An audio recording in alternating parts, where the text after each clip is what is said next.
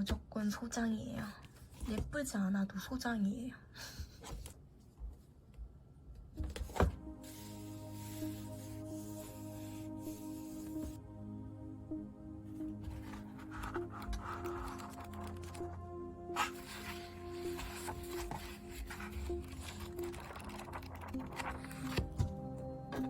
성공에 대한 내용이 많은데 저는 결국 모든 내용이 하나로 통하는 걸 느꼈거든요. 어떤 거든 절제를 하면 마음이 편안하다. 그게 우리가 원하는 미니멀 라이프로 결국은 통하는 것 같아요.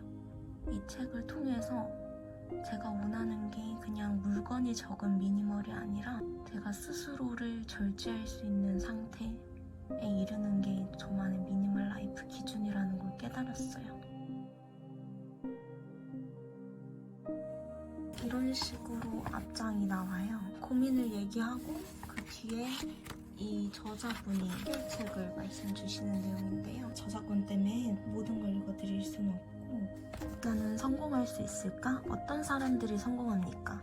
스스로 그것을 알 수 있는 방법이 있습니까? 라고 질문을 했어요.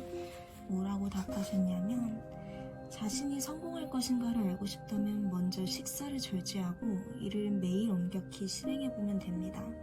만약 이것이 쉽다면 반드시 성공할 것이고, 그렇지 않다면 평생 성공할 수 없다고 판단하면 됩니다. 사실 어떻게 보면 굉장히 당연한 얘기인 것 같아요. 자기 입에 들어가는 거 하나를 조절하지 못하면 다른 것들도 충동적일 수밖에 없거든요.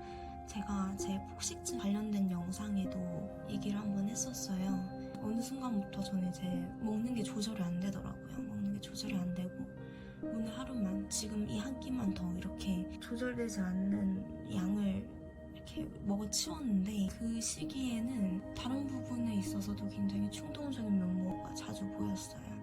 분노 조절 장애인가? 라고 의심을 했던 적도 있고요. 너무 기분이 좋다가 잘 얘기를 하다가 갑자기 이제 급발진하는 거죠, 제가. 근데 그게 제가 스스로 통제가 안 됐어요.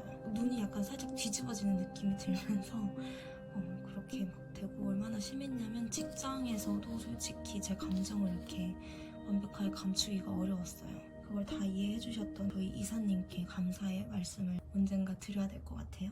근데 이제 제가 진짜 식사를 조금 챙길 때는 뭔가 일상이 자리가 딱 잡힌 느낌이 들어요. 먹는 게 하루 3번이잖아요. 먹는 걸 잘 지키면 다른 일상도 중심이 잘 잡히는 것 같아요. 그 부분을 여기서도 말씀을 하는데요. 식사를 절제하는 것은 마음에 안정을 주고 몸을 보살피는 근본입니다. 그렇기 때문에 스스로 흔들리지 않습니다. 출세가 준비되지 않은 사람은 식사를 절제하려 해도 쉽지 않습니다. 저는 지금 이게 잘 될 때는 참 잘 되고 안 될 시기에는 참 안 돼서 그게 올해의 목표예요.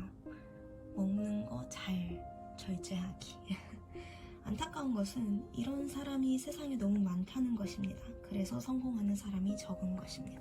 이것도 되게 재밌게 읽었던 부분인데, 생명의 본성. 네, 사람은 태어나서부터 먹는 것을 알고 젖을 찾습니다. 선생님이 말씀하신 것처럼 먹는 것이 나쁘다면 사람은 태어나면서부터 나쁘게 태어나는 것입니까?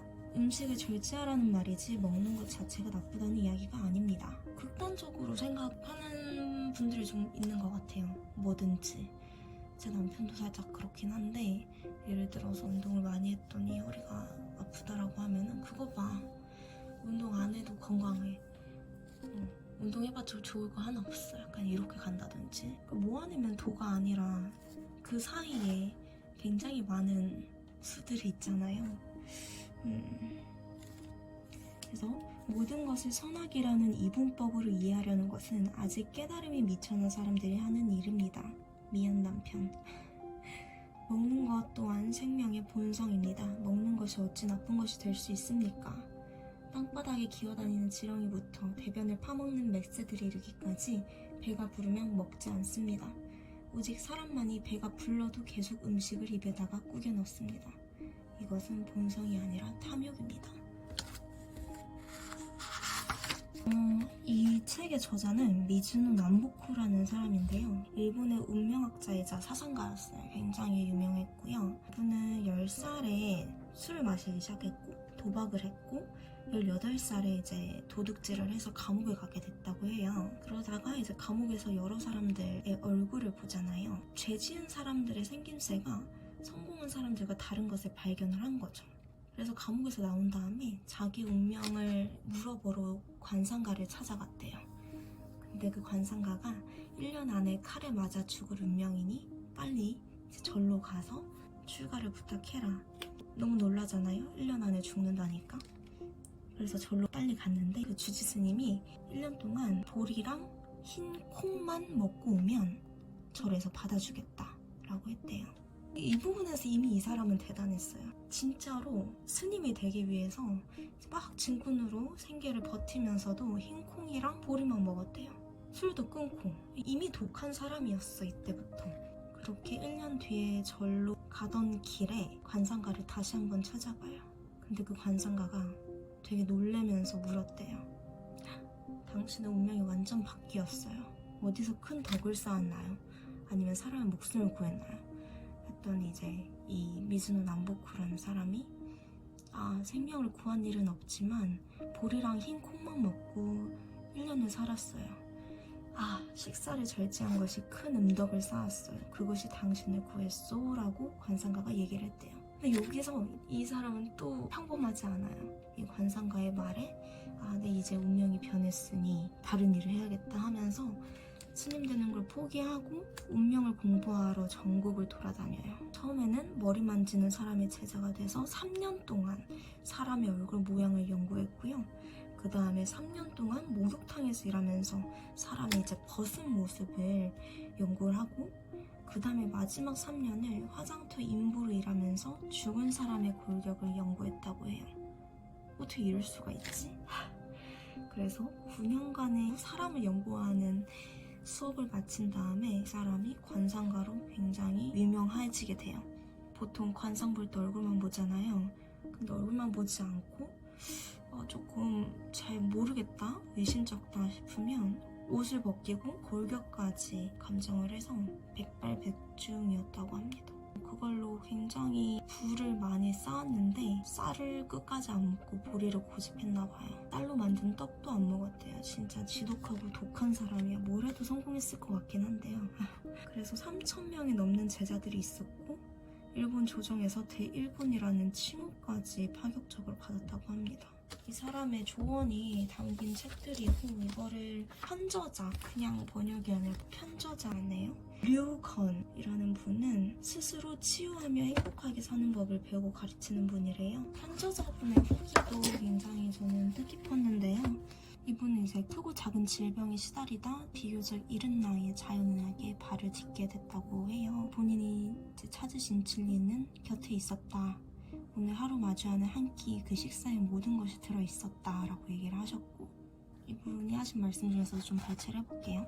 책이 유명해지자 의외로 보리밥을 먹으면 되느냐, 진짜 쌀을 먹지 않으면 성공할 수 있냐, 이런 질문이 많았다고 해요. 되게 극단적인 질문을 하시는 분들이 있는데, 이 책을 관통하는 뜻은 그게 아니잖아요. 절제를 해라. 본인이 할 수 있는 선에서 절제를 항상 마음에 두고 그걸 지키기 위해 노력하는 삶을 살아라. 이게 여기서 얘기하고자 하는 그런 내용인데, 그냥 성공을 위해 쌀이냐 보리냐 이런 질문은 좀 해서 이분이 책은 처음부터 끝까지 절제를 말하고 있는 것이지 물을 먹거나 먹지 말라는 식이요법을 이야기한 것이 아닙니다. 나름의 절제 계획을 세우면 됩니다. 음식 절제가 죽어도 어렵다면, 죽어도 어렵죠. 저는 죽어도 어려웠어요.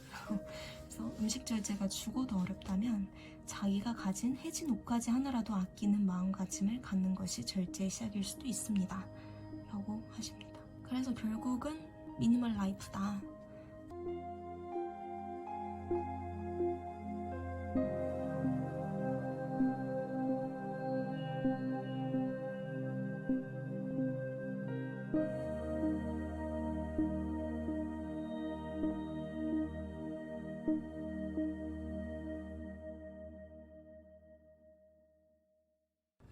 이 제목부터 전 너무 마음에 들고, 전 이걸 액자처럼 방 입구에서 들어갈 때마다 보이는 곳에 진열을 해뒀거든요. 딴 건 책 다 버려도 얘는 절대 못 버리는데 방 들어갈 때마다 뭔가 상기하게 되잖아요. 내가 오늘 폭식을 했다 그럼 이 책 보면은 뜨끔해요. 뜨끔하고 반성하고 그 다음날 좀 더 조절하고 자제하게 되는 거죠. 요새 책 되게 비싼데 막 16,000원, 17,000원 이런 책들이 너무 많은데 이 책은 가격도 11,000원으로 되게 절제된 가격이어서 반가웠고요. 잘 간직했다가 저는 사랑하는 사람한테도 물려줄 예정입니다.